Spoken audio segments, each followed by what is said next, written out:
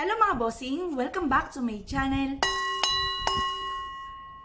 Kayo po ba mga bossing ko ay lagi na lamang po may problema tungkol po sa pera?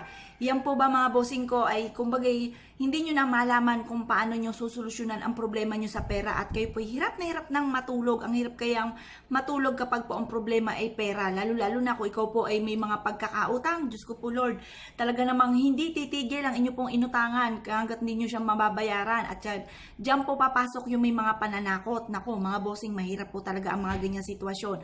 Napagdaanan ko po yan mga bossing ko. Dahil kailangan din naman ng tao ng pera yung ati pong mga inutangan. Kaya unawain din po natin. Pare-parehas po tayo nangangailangan. Kaya nangungulit po sila or talaga nang nagagalit dahil kailangan din po nila.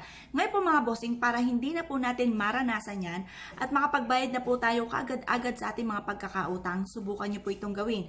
Kayo po ba ay naniniwala sa mga pampaswerte? Kung kayo po ay naniniwala sa mga pampaswerte, ang video ito ay para po sa inyo.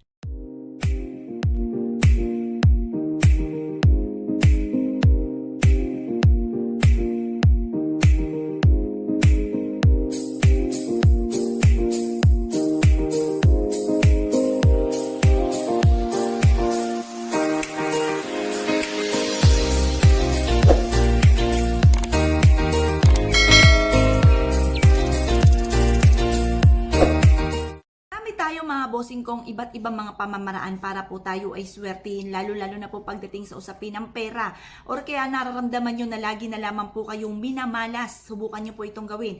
Kailangan lamang po natin mga bossing ko ng pinatuyo na basil leaves, pero kung wala kayong ganito, yung po kasing sariwa mga bossing na try ko na rin, masyado pong masangsang at talaga namang kumatat pa po ito sa aming pong unan, sa pundan ng unan, kasi ilalagay po natin to sa ilalim ng unan po natin.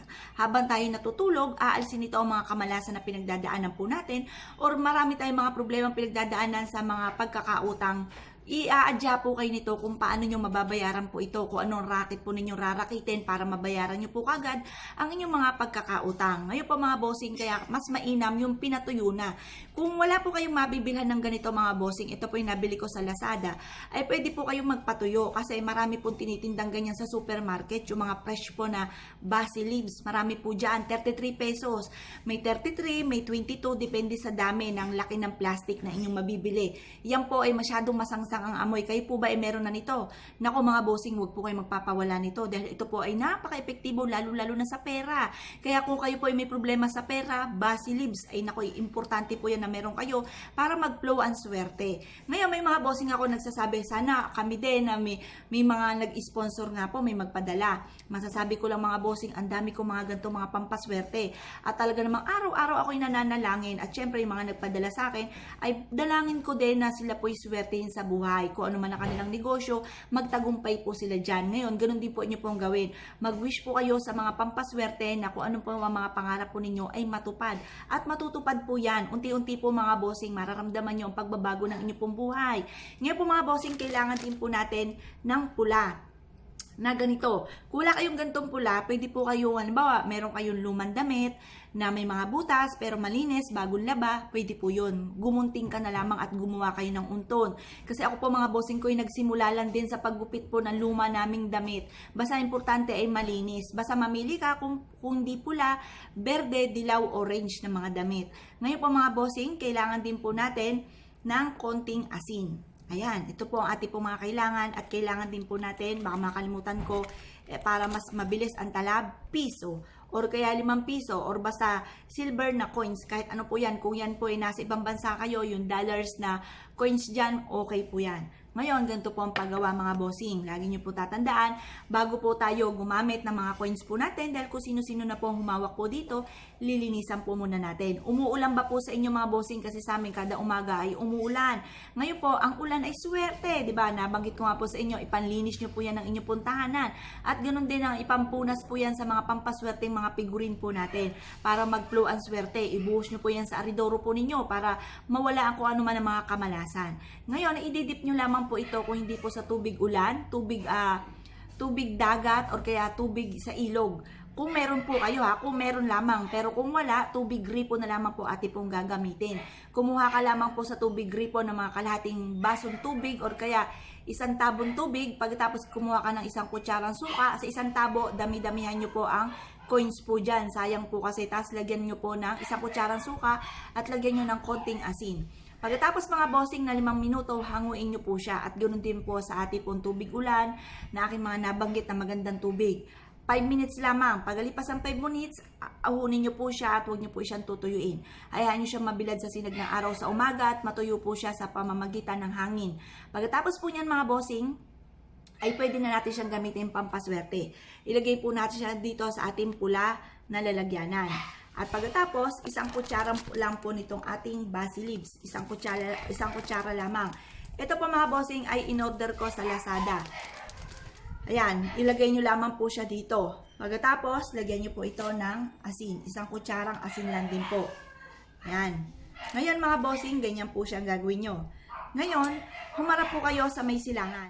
Ngayon po mga bossing ko, humarap lamang po kayo sa may silangan. Think positive, sa pamamagitan ng pampaswerteng ito ay dadaloy ang walang humpay na swerte sa akin. At lahat ang mga pangarap ko ay matutupad at kung ano man ang mga problema kong pinagdadaanan lalo-lalo na sa pera ay magpo-flow ang pera sa akin. At i-wish na po ang lahat-lahat ng nais po nyo dyan. Pagkatapos nyo pong mag-wish mga bossing ko ay hayaan nyo po itong masinagan muna ng araw ng hanggang alas 8 mga bossing ha. Pagkatapos nyo po itong masinagan na hanggang alas 8, ito po mga bossing ay ilalagay nyo sa ilalim ng inyong higaan. At gayon din po ang laging ayuda ng laging panalangin o laging salitain na tayo po'y magtatagumpay sa buhay, malabo na tayo maubusan ng pera, tayo po'y may paparating na malaking halagang pera, tayo po ay kung ano man ang ating mga pinapangarap, ito po ay ating makakamtan.